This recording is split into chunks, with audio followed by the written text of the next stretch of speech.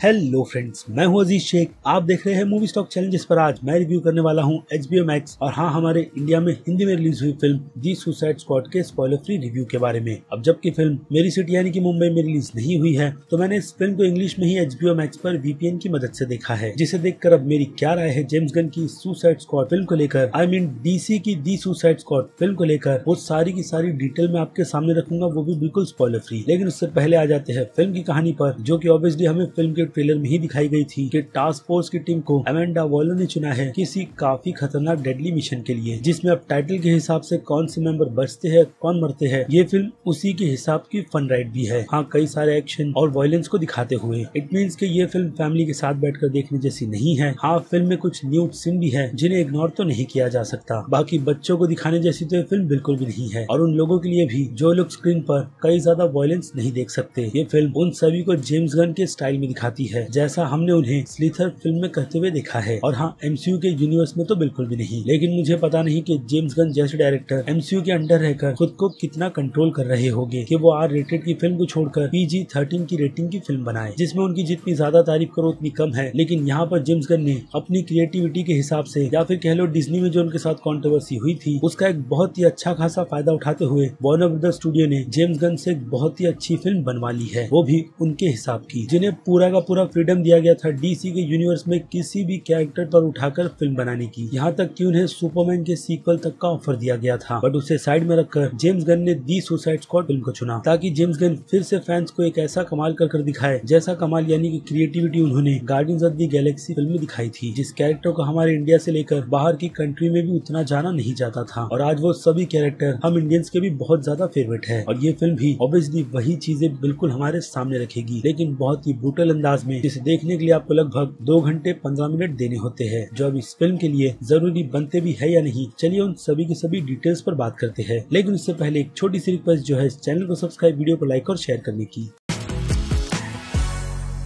तो फ्रेंड्स, तो इंट्रो से पहले ही आपको जो फिल्म की मैंने डिटेल दी है, उससे आपको ये बात तो बहुत ही अच्छी तरीके से पता चल जाती है कि हाँ, ये फिल्म बिल्कुल भी मिस करने जैसी नहीं है। बाकी जेम्स गन के फैंस तो इस फिल्म को देखेंगे ही, और हाँ, सुपर हीरो की फिल्मों को फॉलो करने वाले फैंस भी, जिनके लिए इस बार DC की तरफ से जेम्स गन ने काफी अच्छी तरीके की प्रेजेंटेशन कर दी है। और रही बात उन फैंस की जो लोग DC और मार्वल को कंपेयर करते रहते हैं कि कौन सा स्टूडियो ज्यादा बेस्ट है, तो मुझे लगता है उन्हें इन सभी चीजों को भूलकर जाकर सीधे सीधे इस फिल्म को एंजॉय करनी चाहिए, जैसी नसीहत जेम्स गन ने एक मार्वल फैंस को दे दी थी, जो ऑब्वियसली इस फिल्म को ट्रोल कर रहा था। और कुछ गधे DC फैंस ने जेम्स गन पर आरोप लगाए थे कि उन्हें MCU की तरफ से एक ट्रैप बनाकर भेजा गया है DC यूनिवर्स को बर्बाद करने के लिए। बल्कि ये सारी की सारी बातें ऑब्वियसली पहले से ही फेक थी, और जिन लोगों को उन बातों पर भरोसा था, वो भरोसा इस फिल्म को देखकर बहुत ही अच्छी तरीके से टूटेगा, क्योंकि सच में ये फिल्म इतनी अच्छी है। और अगर उनके रीजन पर आए, तो वो है फिल्म की कहानी, जो सिर्फ और सिर्फ अपने मिशन पर ही फोकस करती है। अब पूरी फिल्म को वहीं से स्टार्ट किया जाता है और इसी मोड़ पर लाकर खत्म भी किया जाता है, वो भी एक कंफ्यूजन के साथ कि ये फिल्म DC की कौन सी टाइमलाइन में आकर बैठेगी। इसके अलावा हमें फिल्म में इसी फिल्म से रिलेटेड 2 पोस्ट क्रेडिट सीन भी मिलते हैं, यानी कि एक पोस्ट और दूसरा एंडिंग, जिसे आपको बिल्कुल भी नहीं मिस करना है, क्योंकि उसका कनेक्शन आने वाले DC के दूसरे प्रोजेक्ट से होने वाला है। और अब बात करें कैरेक्टर डेवलपमेंट की, तो फिल्म में इतने सारे कैरेक्टर लेकर जेम्स गन ने जिस तरीके का बैलेंस बनाकर रखा है, उसकी भी तारीफ तो बनती ही है। और इन सब में अगर आप यही सोचने के लिए बैठोगी कि कौन सा कैरेक्टर कितना ज्यादा शाइन हो रहा है, तो वो चीज भी काफी ज्यादा डिफिकल्ट है, क्योंकि हर एक एक्टर को उनका मोमेंट दिया गया है, जिसमें कोई ना कोई हमें कमाल करता हुआ नजर आता ही है। लेकिन अगर फिल्म के लीड के हिसाब से बात करें, तो वो लीड ब्लड स्पॉट और रैट कैचर का कैरेक्टर है, जिन्हें फिल्म में अच्छा खासा स्पेस दिया गया है। और जिन्हें नहीं भी दिया गया, जैसे कि मैंने कहा, उन सभी की परफॉर्मेंस भी आपको बिल्कुल भी डिसअपॉइंट नहीं करेगी। खास करके जॉन सीना का पीस मेकर का कैरेक्टर, जो इस फिल्म में भाई अलग से ही शाइन करता हुआ नजर आता है। और इस फिल्म के बाद आपके दिमाग में सिर्फ उसी का कैरेक्टर भी बसेगा, और आप उसकी आने वाली सीरीज के लिए भी काफी ज्यादा एक्साइटेड रहोगे। जो चीज एक बात हमारे दिमाग में बिल्कुल साफ साफ डाल भी देती है कि पीस मेकर के कैरेक्टर को ही क्यों स्पिन ऑफ के तौर पर चुना गया है। उसके बाद हार्ली क्विन के साथ भी कुछ इसी तरीके की चीजें हमें देखने मिलती है, वो भी R रेटेड वर्जन में, जिसमें वो खुलकर जो चाहे वो कर सकती है, यानी कि लोगों को मारना, वो भी काफी ब्रूटल अंदाज में। जिसके बाद पूरी फिल्म को बैलेंस रखने का काम बीच बीच में किंग शार्क के कैरेक्टर को दे दिया गया है, जो हाँ, फिल्म में हमें हंसाने के साथ साथ कई सारे ग्लोरी मोमेंट्स भी देता है। बाकी ऐसा ही कुछ पीस मेकर के बाद ब्लड स्पॉट के कैरेक्टर के साथ भी है, जिन दोनों दोनों का कंपटीशन देखकर भी फिल्म में काफी ज्यादा मजा आता है। और फिर आखिर में बात करें पोका डॉट मैन की, भैया इस कैरेक्टर को तो लेकर जेम्स गन ने अलग ही तरीके का एक्सपेरिमेंट कर दिया है, जिसकी वजह से लोगों को ये भी कैरेक्टर बहुत ही अच्छी तरीके से याद रहेगा। और हाँ, उसके किए गए कारनामे भी, क्योंकि कैरेक्टर के हिसाब से ये फिल्म पोका डॉट मैन को भी शाइन होने का बहुत ही अच्छा मौका देती है। लेकिन एक चीज जो आपको भूलनी नहीं चाहिए कि फिल्म के डायरेक्टर ने ये बात बहुत ही अच्छी तरीके से हमें समझा रखी है कि हमें फिल्म में किसी भी कैरेक्टर से अटैच नहीं होना है, क्योंकि टाइटल के हिसाब से कोई कभी भी मारा जा सकता है। और वही चीज हमारा इंटरेस्ट भी बढ़ाती है इस फिल्म की कहानी में, जिसमें हर बार कुछ न कुछ होता ही रहता है। और हाँ, अच्छे अच्छे कैरेक्टर मरते भी रहते हैं, जिन्हें स्क्रीन पर जिस तरीके की मौत दी गई है उससे कभी हमें दुख, तो कभी टेंशन, तो कभी सिंपैथी तक फील होती है कि इस कैरेक्टर को फिल्म में मारा ही क्यों गया, वो भी कैरेक्टर में इतनी अच्छी डेवलपमेंट करने के बाद। यानी कि स्क्रीन पर जितना कुछ भी होगा वो हमें बिल्कुल भी फोर्सफुली लगता ही नहीं। लेकिन इन सब के बीच अगर फिल्म के नेगेटिव पॉइंट की भी बात करें, जिसे ऑब्वियसली निकालना तो नहीं चाहिए, लेकिन एक ऑनेस्टी के हिसाब से तो वो चीज है फिल्म के काफी लूज विलन, जिन्हें बस विलन के हिसाब से ही फिल्म में दिखाया गया है बिना किसी डेवलपमेंट के। और वही चीज फिल्म की कहानी के साथ भी हुई है, क्योंकि कहानी हमारे सामने नया कुछ भी प्रेजेंट नहीं करती। एक हिसाब से कहानी से रिलेटेड पूरे के पूरे स्पॉइलर स्टार्ट टू एंड हमने ट्रेलर में ही देख लिए है। लेकिन फिर भी जो चीज खास है वो है जेम्स गन का डायरेक्शन, उनकी राइटिंग और हर एक सीन में दिखाई गई काफी चौंका देने वाली चीजें, जिन्हें हम क्रिएटिविटी कहते हैं। और इस क्रिएटिविटी में अब तारीफ की बात करें तो वो है फिल्म की कमाल की सिनेमेटोग्राफी, वैसे ही कमाल के कलर करेक्शन, सेट डिजाइनिंग, जबरदस्त वीएफएक्स, फिल्म की फोटोग्राफी जिसमें चार चांद लगाने का काम, फिल्म के बीजीएम के साथ साथ जेम्स गन के हमेशा की तरह सॉन्ग सिलेक्शन भी करते हैं। लेकिन ये सारी की सारी चीजें अच्छी तब निकल कर आती है जब उतनी ही अच्छी तरीके से जिम्मेदारी एडिटर की तरफ से उठाई जाए। और नो डाउट फिल्म के 2 घंटे 12 या फिर कह लो 15 मिनट हमें बिल्कुल भी बोर नहीं होने देते, यानी कि एडिटर ने भी यहाँ पर काम तारीफ के लायक किया ही है। और हाँ, डायलॉग को तो मेंशन करना मैं भूल ही गया, जिसे सुन सुनकर हंसी बिल्कुल भी नहीं रुकती। जिन सभी को मिलाकर देखा जाए तो जेम्स गन ने इस फिल्म की पूरी जिम्मेदारी उठा रखी थी, जिसमें बाकी सभी और चीजों के अलावा जो अभी मैंने आपको बताई, डायरेक्शन भी अच्छा ही है। यानी कि स्टूडियो की तरफ से जेम्स गन के नाम पर ही भरोसा दिखाते हुए पैसे अच्छे खासे खर्चे कर दिए गए हैं कि जेम्स गन जो कुछ भी बनाएगी स्टूडियो के लिए वो अच्छा ही रहेगा। और ऐसा हुआ भी है। जिसके हिसाब से अब आ जाए फिल्म की दूसरी डिटेल्स यानी कि रेटिंग्स पर, तो एक्शन के लिए इस फिल्म के लिए बनते हैं 5 में से 4 स्टार, क्योंकि एक्शन बहुत ही अच्छे लगे मुझे। जैसे एक्शन में और देखना चाहूंगा जो डेफिनेटली हमें पीस मेकर की सीरीज में देखने मिलेंगे ही, क्योंकि एक्शन के पोर्शंस जॉन सीना पर बहुत ही अच्छी तरीके से सेट किए गए हैं। इसके अलावा बात करें फिल्म की कॉमेडी की, तो फिल्म की कॉमेडी की रेटिंग इसके सस्पेंस के ही तरह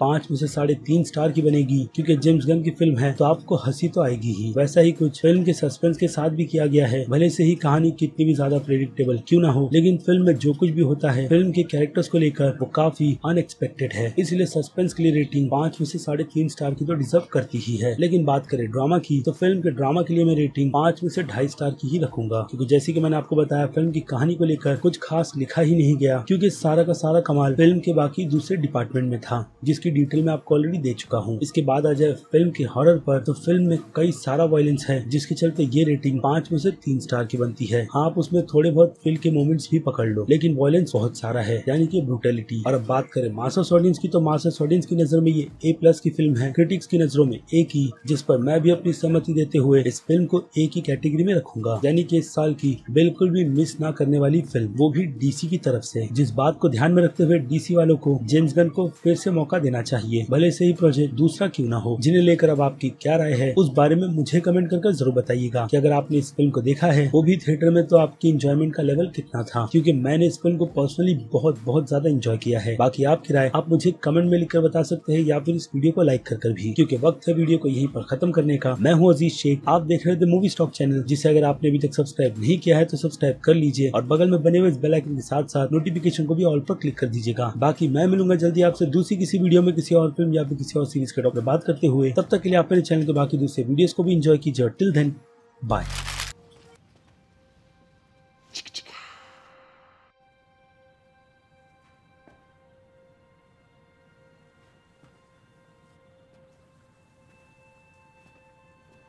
You're still here. It's over. Go home.